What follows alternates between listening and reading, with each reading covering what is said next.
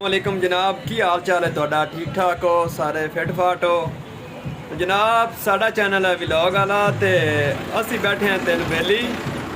हाँ जी मलक अहमद बूटा साहब ने ते मिस्टर फरीद अहमद साहब ने जी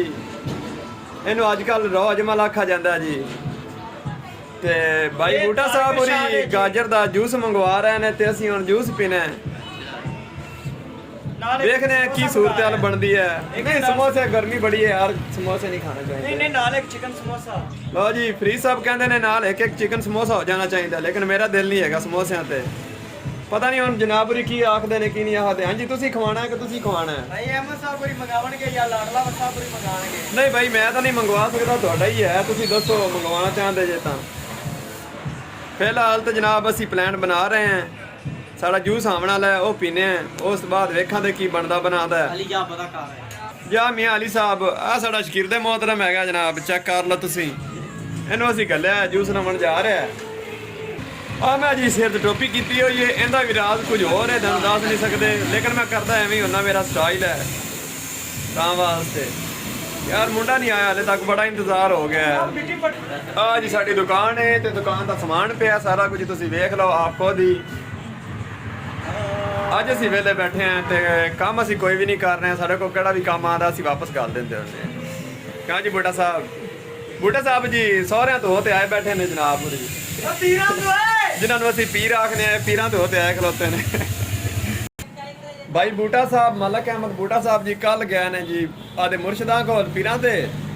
ਉਹਨਾਂ ਨੇ ਜਨਾਬ ਰਾਤ ਨੂੰ ਬਣਾਇਆ ਸਾਲਣ ਬੜਾ ਹੈਵੀ ਕਰਤੇ ਤੇ ਵਿੱਚ ਮਿਰਚ ਬਹੁਤ ਜ਼ਿਆਦਾ ਪਾ ਦਿੱਤੀ ਬੂਟਾ ਸਾਹਿਬ ਘਰ ਦੇ ਸ਼ੌਕੀਨ ਸਨ ਹੀਲੇ ਹੋਏ ਸਨ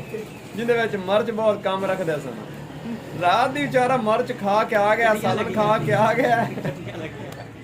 ते हालत बहुत बुरी है बेचारे दा दिल काम छड्डी को होता गुर्दे काम छड़ गए ने फेफड़े काम छड़ गए ने अगे हम सोच रहे हैं बेचारे दा इलाज करवाना है ट्रीटमेंट करवानी चाहिए ਉਹ ਹੀਟ ਕਰ ਗਿਆ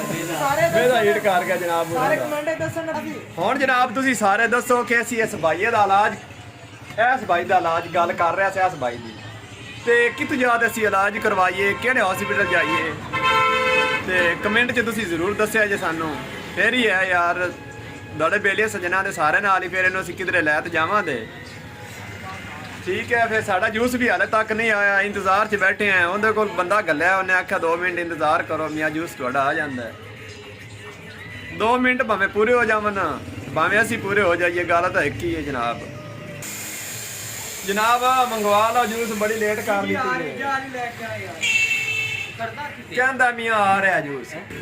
मैं थोड़े नाल उन्नी देर तक है जदों तक जूस नहीं आ जाता जूस पीवांगा तो उस बाद मैं वीडियो खत्म कर देवांगा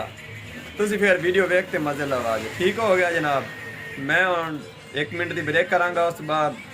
मिलना फिर वापस जाऊंगा लो जी साढ़े जूस आ गए ने मुंडा जूस लैते आ गया है तो जनाब होरी पकड़ाओ जी एक गिलास सारिਆਂ ਨੂੰ ठंडे होने हैं पीने भाई बूटा साहब पूरी तो फिर बीमार हो के आए ने मिर्च ज़्यादा खा के आ गए ने ते असी भी हुण जनाब जूस पीने हैं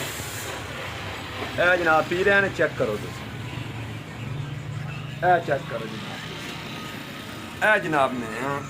हुण मैं जूस पीवन लगा तो जनाब तुसीं हुण मैनूं दिओ इजाजत ते मैं तुहानूं जाण लग्या दूर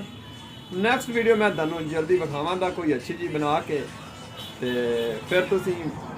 ਮੇਰਾ ਇੰਤਜ਼ਾਰ ਕਰੋ ਮਿਲਦੇ ਹਾਂ ਫਿਰ ਨੈਕਸਟ ਵੀਡੀਓ ਵਿੱਚ ਆਦਾ ਬਹੁਤ ਸਾਰਾ ਖਿਆਲ ਰੱਖਣਾ ਤੁਸੀਂ ਨਮਾਜ਼ ਪੜਿਆ ਕਰੋ 5 ਵਕਤ ਦੀ ਠੀਕ ਹੈ ਅੱਲਾ ਹਾਫਿਜ਼